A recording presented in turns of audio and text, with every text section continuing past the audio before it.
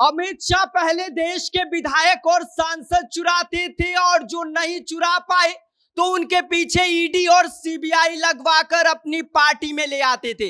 लेकिन जब उनके पास अब कोई रास्ता नहीं बचा है तो वोट चोरी कर रहे हैं। और यह बात हम नहीं बल्कि कांग्रेस नेता कन्हैया कुमार कह रहे हैं। कन्हैया कुमार ने अमित शाह के माथे पर सीधा सीधा बड़ा आरोप जड़ दिया है। क्या है पूरी खबर आगे हम आपको विस्तार से बताएंगे, लेकिन उससे पहले मेरा परिचय जान लीजिए। मेरा नाम विष्णु है और आप देख रहे हैं जनता जंक्शन।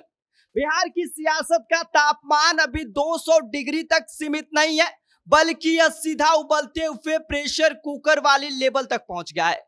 और आग में घी डालने का काम किया है कांग्रेस नेता कन्हैया कुमार ने, जिन्होंने सीधे सीधे गृह मंत्री अमित शाह के माथे पर तगड़ा आरोप जड़ दिया है।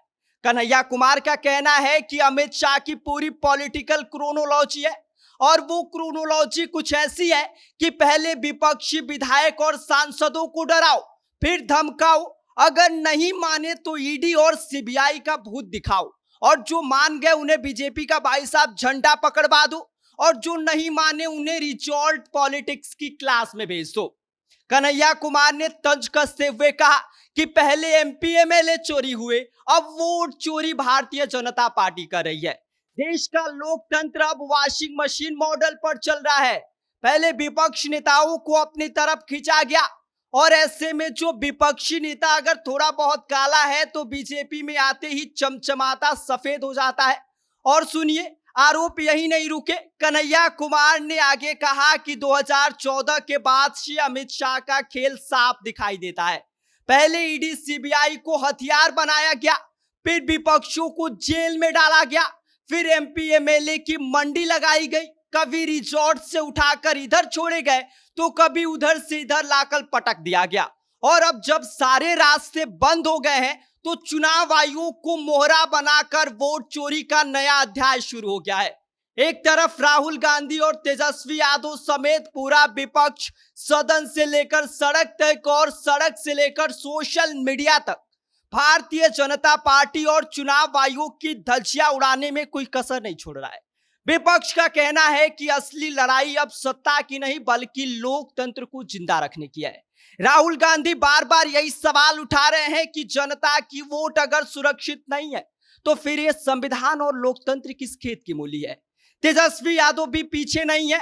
वो कह रहे हैं कि बिहार की जनता अब समझ चुकी है कि कभी सरकार बनाने के लिए विधायक खरीदो तो कभी सत्ता बचाने के लिए ईडी और सीबीआई लगा दो, और अब जनता का वोट भी चोरी कर लो। भाई साहब, यह लोकतंत्र है या दुकानदारी?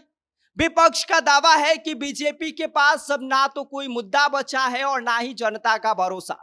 ऐसे में इसीलिए कभी एजेंसी का सहारा तो कभी नोटों का सहारा, और अब सीधे सीधे चुनाव आयोग का सहारा लेकर कुर्सी बचाने का खेल खेला जा रहा है। कन्हैया कुमार ने सीधा सीधा आरोप लगाते हुए कहा है कि देश की संवैधानिक संस्था जैसे ईडी सीबीआई और चुनाव आयोग ने जो है वो बीजेपी ने अपनी प्राइवेट लिमिटेड कंपनी बना डाली है। तेजस्वी यादव बिहार की राजनीति में युवाओं की धड़कन माने जाते हैं। राहुल गांधी देशव्यापी स्तर पर विपक्ष का चेहरा बनने की कोशिश कर रहे हैं।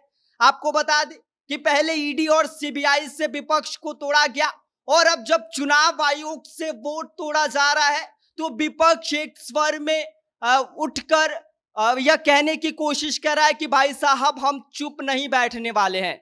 ऐसे में लोकतंत्र की आवाज को कुचला नहीं जा सकता है।